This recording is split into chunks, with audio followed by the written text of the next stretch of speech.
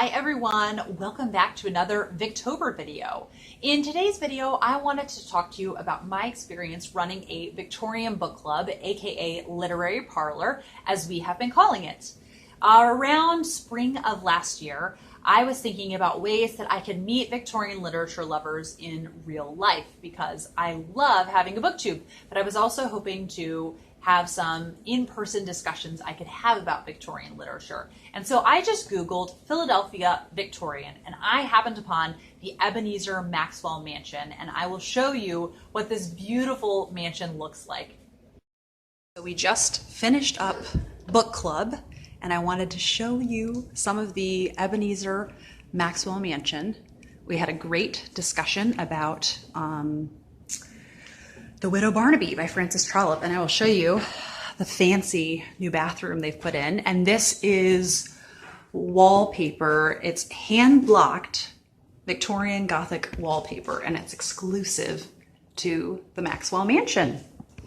So here's the kitchen with all the old like kitchenware, and then here's the dining room, and then in here's a sitting room, or the office.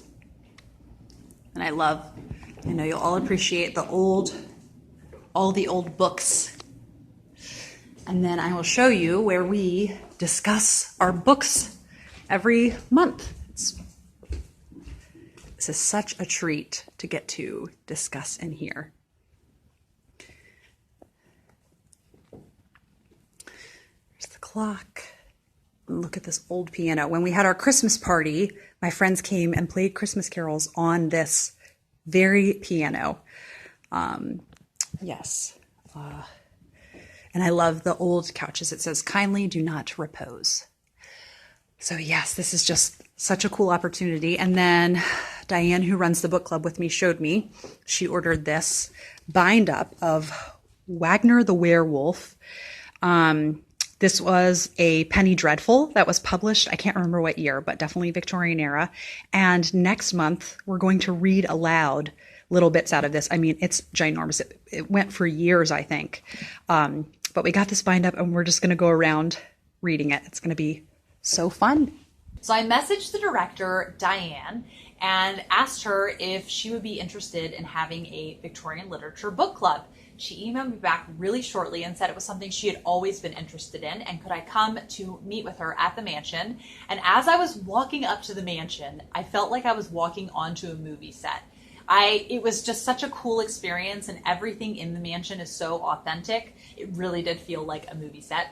And so we tossed ideas back and forth. We really hit it off, and we decided to move forward with the book club. And a fun thing that I have had during this book club is that I have a lot of pull over what we read. And so I've just been really excited about everything we've been going to read.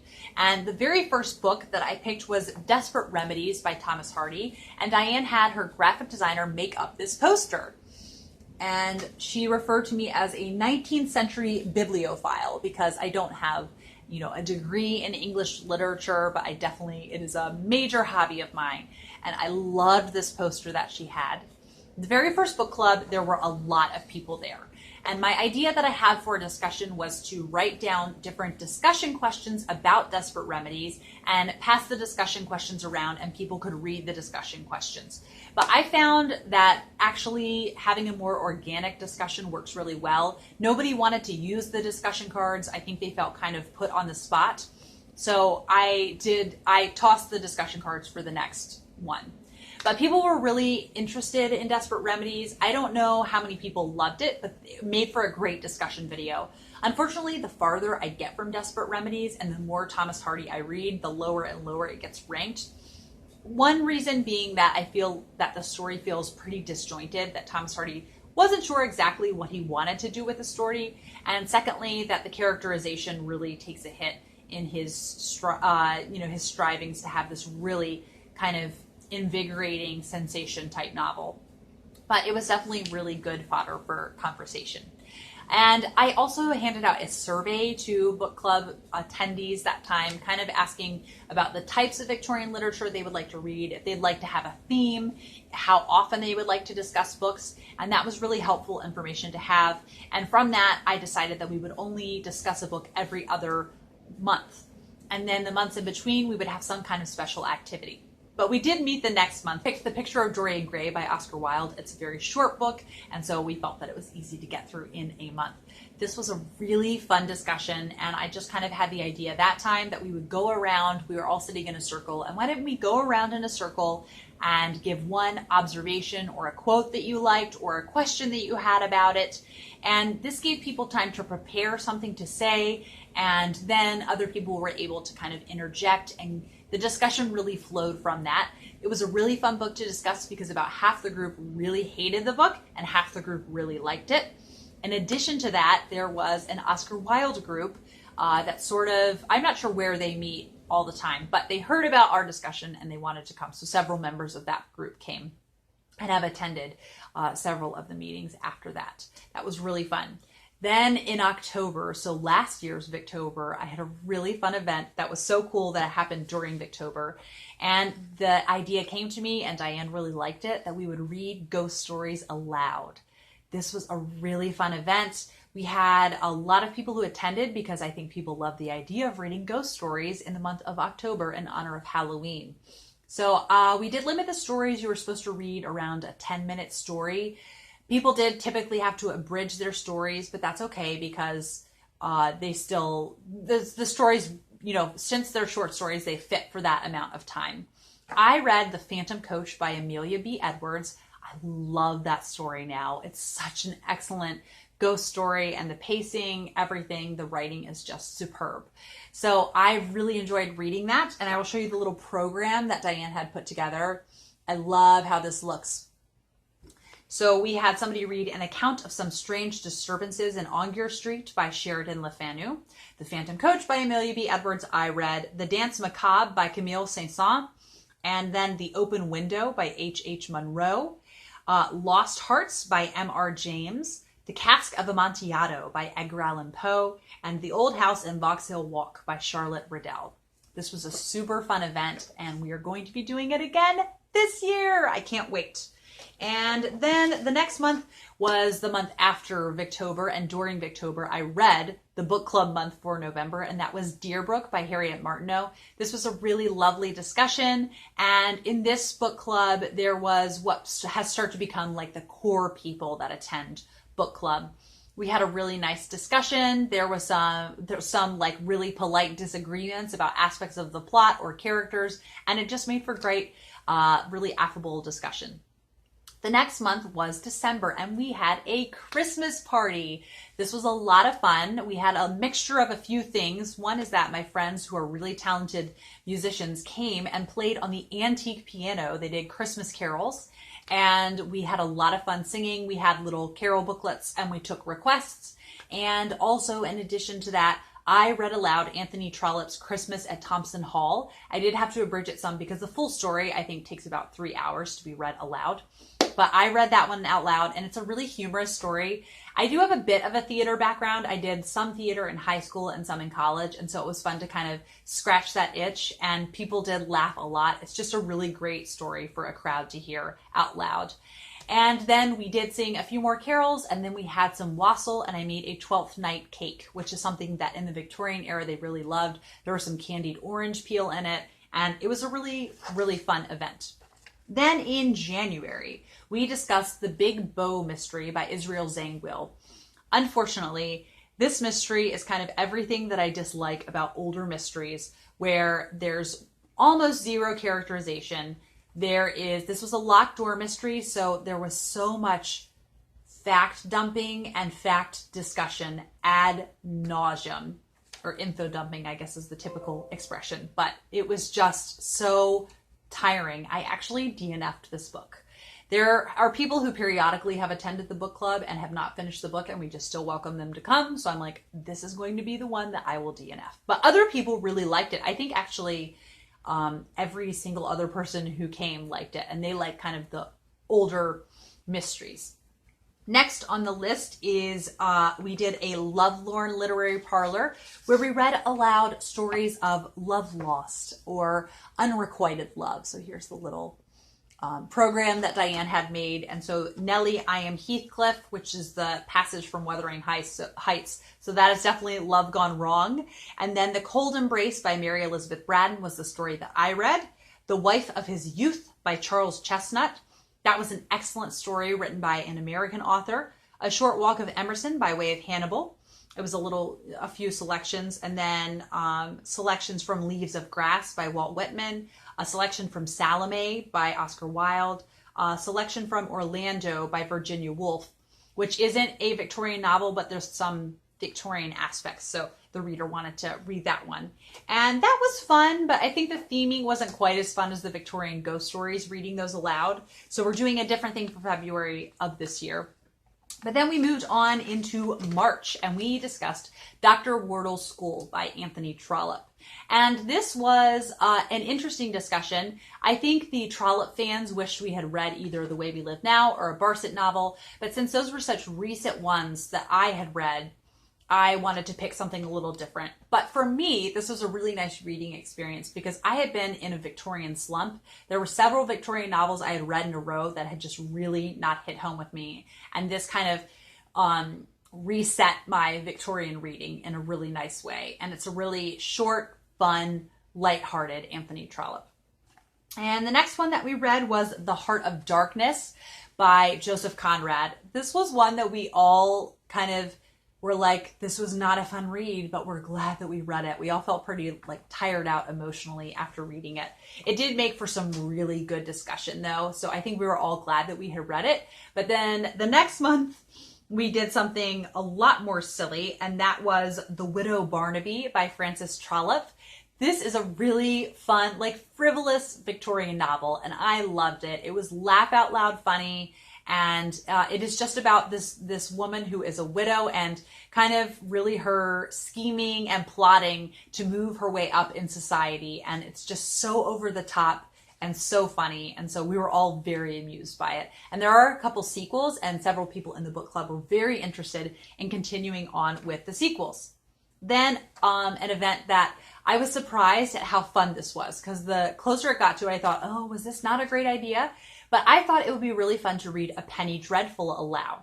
So in case you don't know what A Penny Dreadful was, this was a very popular form of serialized story during the Victorian era that was printed on the cheapest of the cheapest paper. So maids could afford this, and then, or they could all chip in together to buy A Penny Dreadful and then read it aloud to the other servants in the house.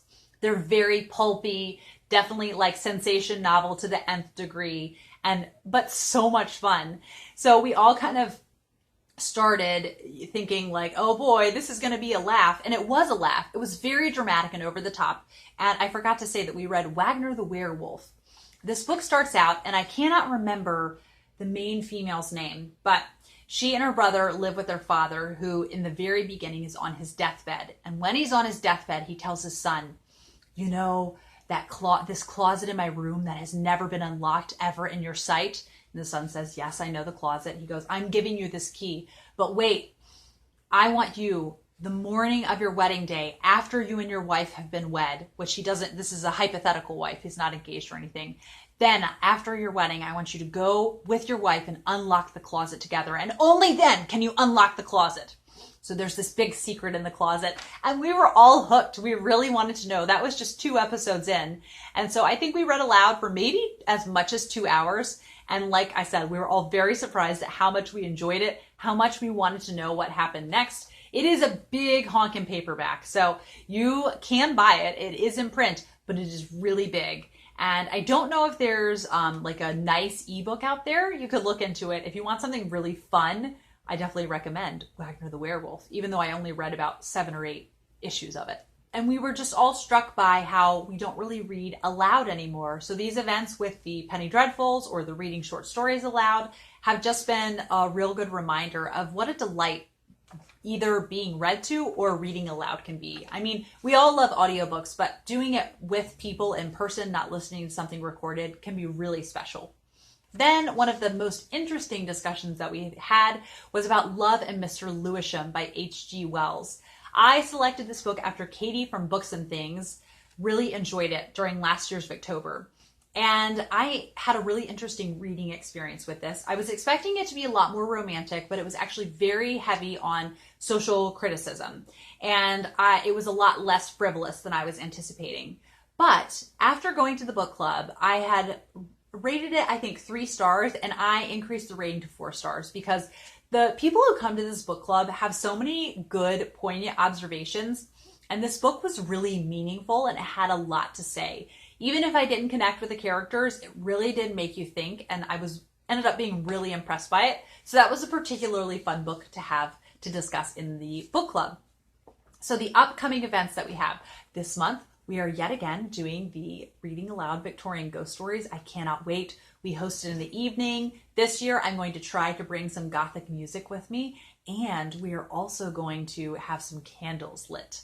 And I am going to be reading The Body Snatcher by Robert Louis Stevenson, which I still need to abridge that because it is definitely longer than 10 minutes to read aloud. And then the next month, and on my TBR for this year's Victober, is Olive by Dinah Mullet-Craik. And I think this has a lot of, I think Olive, it sounds from what I hear that Katie has said about it, sounds like it's this really beautiful mixture where it has social commentary, but it also has a really interesting plot and compelling characters, much like an Elizabeth Gaskell novel. So my expectations are high, and I'm hoping I will love Olive. Then we are going to be moving on to more American authors in the year of 2020. Combining that with The Mansion is focusing on African American history in Philadelphia, which is a really fabulous opportunity for us to read some African American Victorian authors. There are not that many of them because at this time in America, it was illegal to teach a person of color to read. So there are going to be less of those authors. It's so ridiculous, but I was pleased at the amount that I found. I did find some once I did some digging and some books that were very excited to read. So we will be alternating with African American authors and then white authors, just depending on the month that we do. And though we will be opening the year with a really fun event, and we will be watching the 2017 film adaptation of The Moonstone. I loved this adaptation. It was one that I thought really kept the spirit of The Moonstone. I know The Moonstone is kind of hit or miss. I hear probably about as many people who said they didn't like it say they did like it. I fall in the camp of I really, really loved it. And I love how it switches between narrators. I just think it's really fun and has a great spirit about it. It's very mysterious, and it was really conducive to being adapted on the big screen. There was a newer adaptation of The Woman in White, and I did not like that. It just really took on every possible dark element it could, and then even at the end, I just felt there was no relief. Whereas The Moonstone, it was like gripping and gothic, but not over the top. Next on the list in February, we will be reading Behind the Scenes, or 30 Years a Slave and 4 in the White House by Elizabeth Keckley. Elizabeth Keckley was a former slave who ended up being the seamstress for Mary Todd Lincoln, who was a first lady who lived in the White House, who was Abe Lincoln's wife. And I think it will be a really fascinating memoir. And then the last one that we have planned and jotted down in the calendar is 8 Cousins by Louisa May Alcott. I keep hearing Alcott fans talk about 8 Cousins. I've never read it. I've only read Little Women from Louisa May Alcott, so I definitely am looking forward to reading this. It seems like a really sweet story and just with some characters that I will really love. And it was interesting because I had people vote whether they wanted to read A Long Fatal Love Chase, which is her suspense novel, or 8 Cousins, and everybody picked 8 Cousins. So we will be reading 8 Cousins by Louisa May Alcott, and then, like I said, moving on, the next month we'll be picking another African-American author, but it's not planned, so I can't remember what Diane and I had discussed. I hope you enjoyed hearing about my Victorian book club. I hope that wherever you are, maybe you're able to meet in person with other people who like Victorian literature, but it is very niche, so I know that is hard. I wish we could all meet, in a grand hall and have lectures on Victorian literature and have a whole big conference. It would just be glorious. I will be back for another Victober video soon. I hope you all have a lovely day.